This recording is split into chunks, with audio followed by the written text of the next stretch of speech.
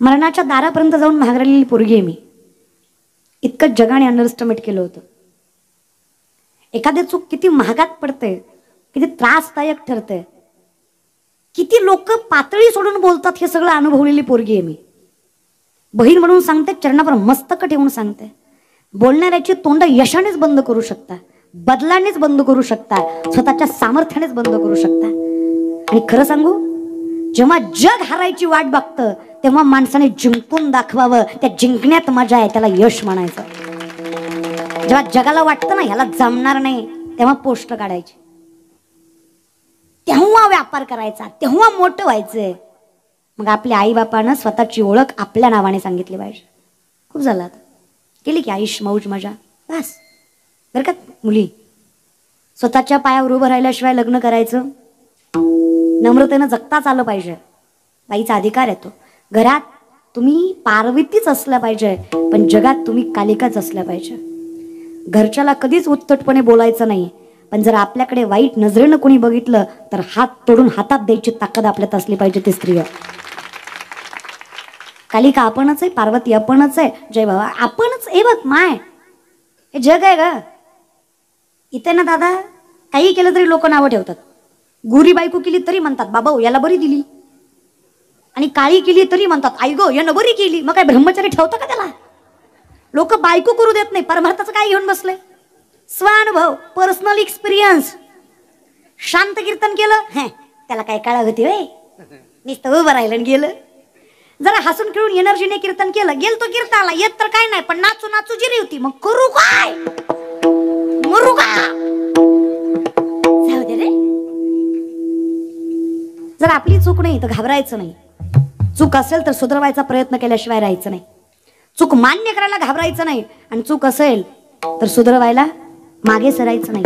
आणि नसेल तर फक्त जगाच्या मालकाला, बाकी कोणाच्याच बापाला घाबरायचं. आजची पिढी चरणावर मस्तक ठेवून सांगते, असं जगा. लोक ग्राह्य धरतायत, अंडरएस्टिमेट करतायत. आमच्या वर्गात एक पोरग आहे, मी लॉच्या सेकंड इयरला आहे. सरांनी त्याला उभा करून एक प्रश्न विचारला, उत्तर देताना आम्हाला कळलं ती बोबडे. अख्खा वर्ग हसला. सर म्हणले अक्कल आहे का तुला? तू वकिली करणार आहे म्हणे, तुला वकिलीला केस देणार कोण? तर म्हणला तल ततलं बोलू नका. कतलं बोलू? ततलं नाही तर कतलं बोलू? पण तुला केस देतील ही एखादी माया म्हणून, तू लढणार कशी? तो म्हणला कती बी ललल. कती ललल? अरे तू ललल, पण पुलत्याला कलल का?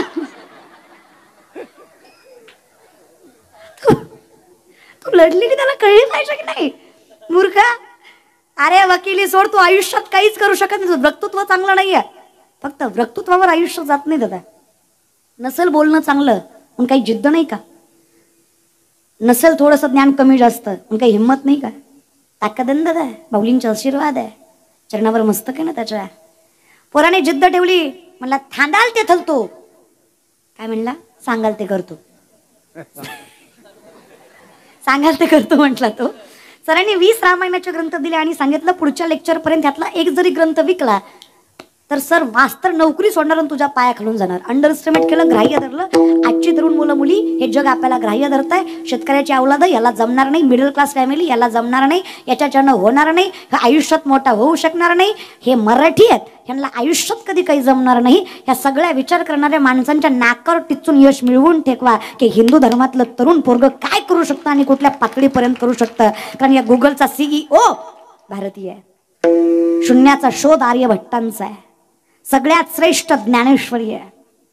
त्याच्या पलीकडे जाऊन सांगते, पहिलं विमान मराठी माणसानं उडवलं चौपाटीवर मुंबईच्या. नाव शिवात तळपत आहे. आम्हाला राईट बंधू लक्षात राहिले, पण आम्हाला हेही लक्षात ठेवता पाहिजे की पहिलं विमान या महाराष्ट्राच्या मातीवर उडवलं, तेही मराठी माणसानं. आपली ताकद समजून घ्या, आपल्या हिंदू धर्माची, सनातन धर्माची ताकद लक्षात घ्या. विनंती आहे, वापर करा त्या ताकदीचा, डोळे झाकून राहू नका. पोरगा पुढच्या लेक्चरला आला, सरांनी उभा केला, का रे विकले का ग्रंथ? त्याने खाली मान घातली. सर म्हणले माहित होतं तुला जमणार नाही. पोरगा म्हणला तल थगले ऐकले. सर म्हणले कस काय? लय थोपाय. म्हणला तल प्रत्येका थमोल दायतो त्याला थांदायतो. हे बदा हे लामायन, हे बदा बघा हे बघा हे रामायण तुम्ही देता का मी वाचून दाखवू?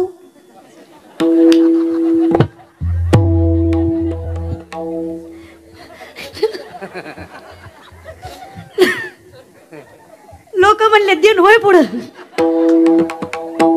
तुझ्याकडनं थित ऐकण्यापेक्षा घेतलेलं मला स्ट्रॅटर्जी रे. गणिमी कावा दुनिया झुकती है, जगाने मला चाहिए. आता झुकायचं नाही झुकवायचं, ही ताकद मराठी माणसात आणि आपल्या मातीत आहे. अरे काय शिवराय रे माझे, काय इतिहास आहे. शिवणे हरिवर शिवबचन मला,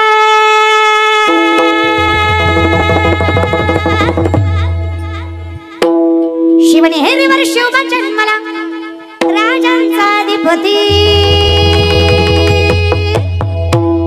सारे राजांचा अधिपती. अरे दैवत छत्रपती नामचं, दैवत छत्रपती, दैवत छत्रपती नामचं, दैवत छत्रपती, दैवत छत्रपती नामचे, दैवत छत्रपती, दैवत छत्रपती नामचे, दैवत छत्रपती. बोरिसकर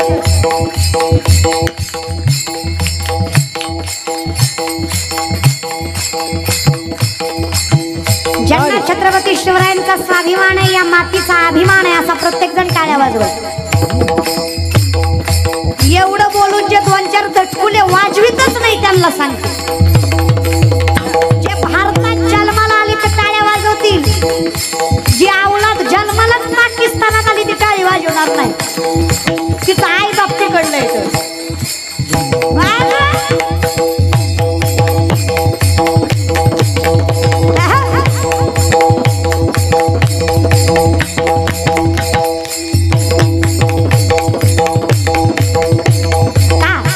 कशासाठी एवढा अट्टहास, एवढा नामघोष, एवढा स्वाभिमान? आठवा 350 वर्षापूर्वीचा काळ डोळ्यासमोर आणा. आपल्या डोळ्यात देखत आपल्या आई बहिणींची आबरू लुटली. अरे मंदिराच्या मंदिर उद्ध्वस्त केली. आदिलशाही, निजामशाही, मुघलशाही, कुतुबशाही, दिल्लीचा बलवान मुघल बादशाह अकबर डोक्यावर थया थया नाचत होता. मुठभर मावळा हातात, बाजी मुराद, बाजी तानाजी, असाजी, सूर्याजी, कोंडाजी, फुलाजी, प्रधान, धनाजी, संताजी, मोरोजी, बहिरजी, मोरे, घोरपडे, होते निंबाळकर, बांदलकर, जेधे.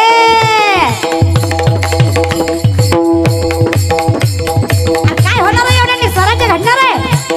एक एक मावळा लाखाची ताकद घेऊन मिरवत आहे. बरं का तरुण मंडळी, मावळा ऐका. 32 इंच छाती, 140 ते 160 किलो वजन, 6.5 ते 7 फूट उंची, नजरेत असा अंगार, अर्धा शत्रू बघून गार व्हायचा. पण ते मावळं RMD माणिकचंद विमलनं घडलं नाही दाद्या. बिचारे निर्व्यसनी होते मावळा. अरे 67 वर्षाचा शेलार मामा, वय ऐका बर का किती? 67 वर्षाचे शेलार मामा. अरे एका पट्ट्यात माणूस मारायची इतकी ताकद होती. वय काय तरणाई तेवढाच आणि वृद्धही तेवढाच. मावळा 23-24 वर्षाचा तरणा पान शिवा काशीत न्हाव्याचा मृत्यूच्या पालखीत बसलाय. शिवराय म्हणताय विचार कर शिवाय, माझ्यासारखा दिसतोस याचा अर्थ मृत्यूच्या दारात जावं असं नाही. माझ्यामुळे जर माझे मावळे मरत गेले तर माझ्या स्वराज्याला मजा नाही. पाया पडतो तुझ्या, उतर या पालखीतनं खाली. ते तरण पांड पोरग डोळ्यात पाणी आणून म्हणतंय राजा काय बोलता व राजा. अव जिंदगानीत येऊन एकदा शिवराजाला बघता एवढं एक सपान बघितलं मला म्या. माझी माय म्हणायची शिवरायासारखं दिसतो तू, लय भारी वाटायचं राज. अव शिवबाला बघता आलं काय नवले, शिवबाला जगता आलं. राजा अहो मी मेलो तर माझ्या माग तुम्ही माझ्या कुटुंबाला सांभाळा. काय भाग्यवान आहे मी राज. माणसं मेल्यावर माणसं रडते. राज माणूस मेल्यावर माणसं रडते. मी जिवंत असताना माझ्यासाठी हिंदवी स्वराज्याचा ध्वनी रडतो या. काय भाग्यवान राज. या जिद्दीनं, या सामर्थ्यानं, या कष्टानं यानं घडलं स्वराज्य. 18 पगड जाती 12 बलुतेदार एकत्र येऊन घडलं स्वराज्य. कुणा एकट्यामुळं नाही. शेतकऱ्याची पोरं होती म्हणून घडलं स्वराज्य. मातीचा स्वाभिमान टिकवणारी पोरं होती म्हणून घडलं स्वराज्य. का स्वराज्य रक्षणासाठी स्वराज्य रक्षणासाठी त्यांनी केलं एक हो जाती. स्वराज्य रक्षणासाठी त्यांनी केलं एक हो जाती. हे होऊन भगवतो हाती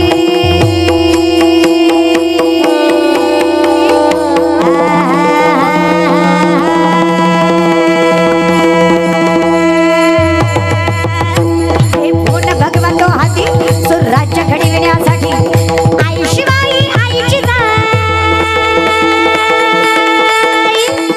आई शिवाई आईची जाई. आशीर्वाद हो पाठी आशीर्वाद हो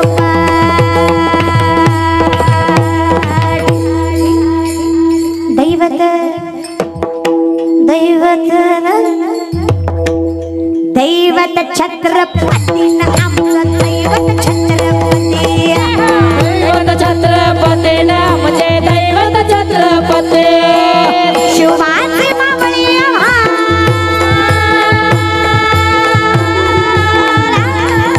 शिवाचे मावळे आम्हाला नाही कुणाची भीती. अरे नाही कुणाची भीती. दैवत दैवत महाराष्ट्राचं नव्हे अख्ख्या जगताचं दैवत छत्रपती नामचं दैवत छत्रपती. दैवत छत्रपती नामचे दैवत छत्रपती. दैवत छत्रपती नामचे दैवत छत्रपती. दैवत छत्रपती नामचे दैवत छत्रपती. दैवत छत्रपती नामचे दैवत छत्रपती. दैवत छत्रपती नामचे दैवत छत्रपती. दैवत छत्रपती शिवाजी महाराज की.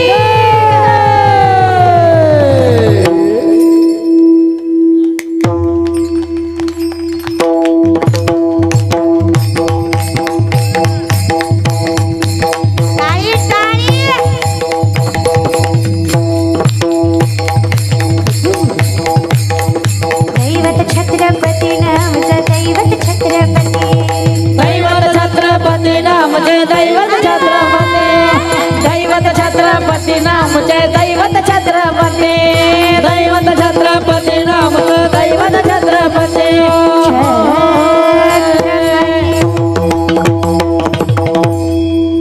धर्म जात पंत कुठल्याच गोष्टीचा मायना न ठेवता कौतुक करायचं कारण आहे.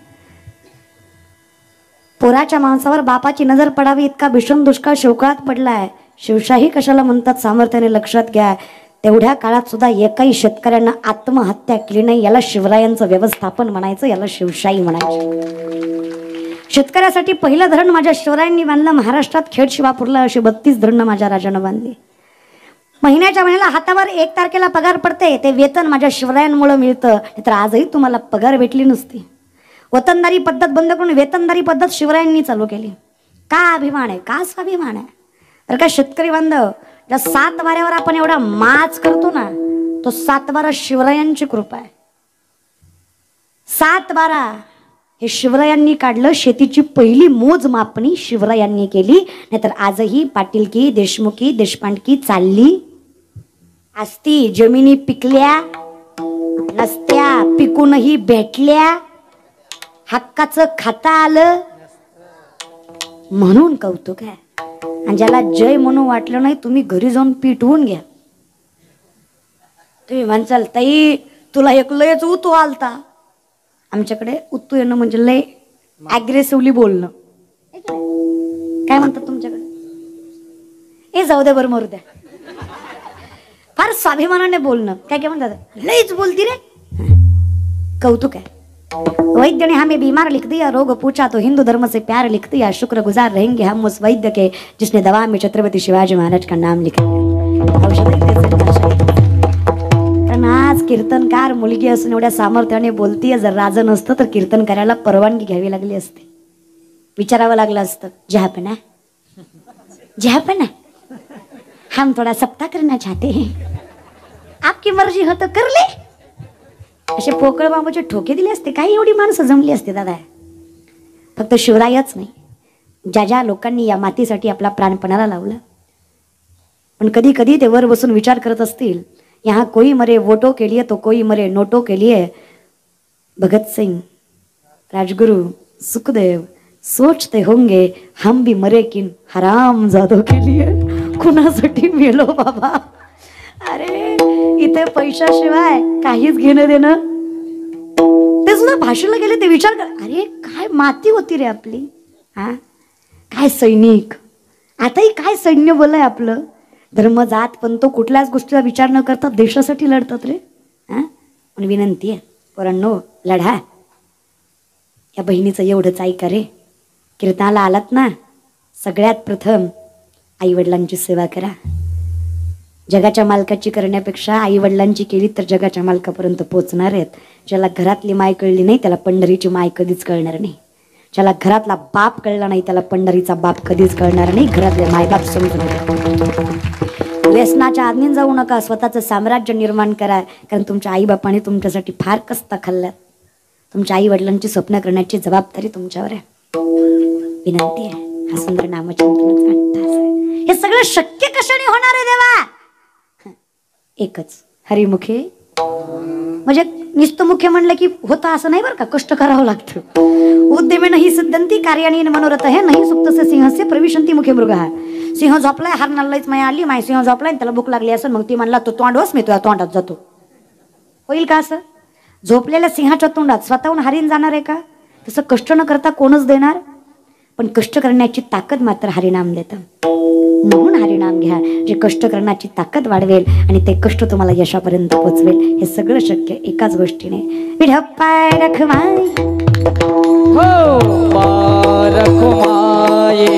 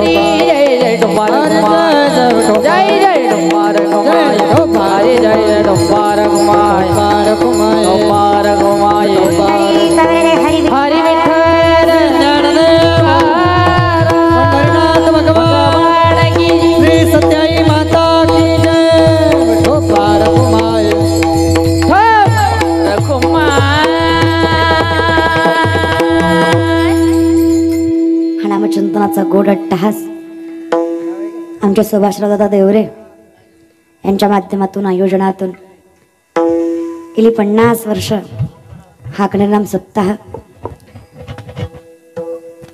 खालीचा ना खालीचा वाटा ज्याचा या सप्त्यात आहे ना, याच ट्रे टाकली, ती रांगोळ काढली, उभे राहिले, टाळ घेतला, महाराजाला आणलं, कॅमेरा लावला, सिस्टीम लावली, विणा घेतला, पंगत वाढली, पत्रवड्या उचलल्या, बुक्का आणला, नारळ आणला, खारीचा किती खारीचा चहा केला, साखर आणली, पत्ती आणली, माणसं बसवली, मंडप टाकला, दोरी बांधली, एवढा ज्याचा वाटा आहे, एवढा खारीचा ना खारीचा वाटा ज्याचा या कीर्तनात आहे, त्याचा या सप्त्यात आहे.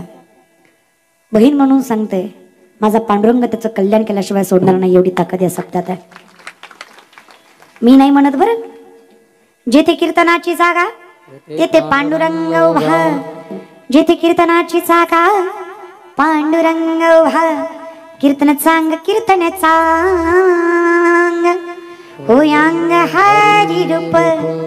देव करायची ताकद या कीर्तनात आहे. ज्या क्षणी कीर्तन चालू त्या क्षणी जगाचा मालक इथं साक्षीला उभा असतो. ते कीर्तन आहे. विनंती आहे, फार कौतुक करावं तुमचं. अगदी गोड माणसं आहे तुम्ही. एवढ्या लांब आल्याचा शिन फिटला महाराज. धुळ्याच्या पण पुढे होय, पण भाग गोड आहे. आम्हाला यायचं म्हणलं की 8 ते 9 तास तरी सहज लागतं. किती? 1200ची आहे, नका लई चर्चा करू. 1200ची महाराज. पंढरपूर 1200. पंढरपूरपासून माझं गाव आहे. आम्ही ती भाग्यवान माणसं आहेत. आमच्या जिल्ह्यात जगाचा बाप आहे तो पांडुरंग आहे. तुम्ही तर लय भाग्यवान माणसं आहे. मुक्ताई तुमच्या चरणाशी आहेत. जिने ज्ञानोबारांना ज्ञान शिकवावं, जिचे पहिले शिष्य चांगदेव 14 विद्या 64 कला 1400 वर्षाचं वय ज्या माणसाचं, त्याला शिष्य करायची ताकद ज्या 5 वर्षाच्या आईत आहे, ती मुक्ताई तुमच्या चरणाशी तुमच्या माथ्याशी आहे. फार भाग्यवान माणसं तुम्ही. मुक्ताईंच्या सावलीखाली जगलेली आणि त्यांच्या सावलीखाली सुखावलेली माणसं. तुम्ही कौतुक करावं तेवढं कमी आहे तुमचं. मला खूप कौतुक आहे.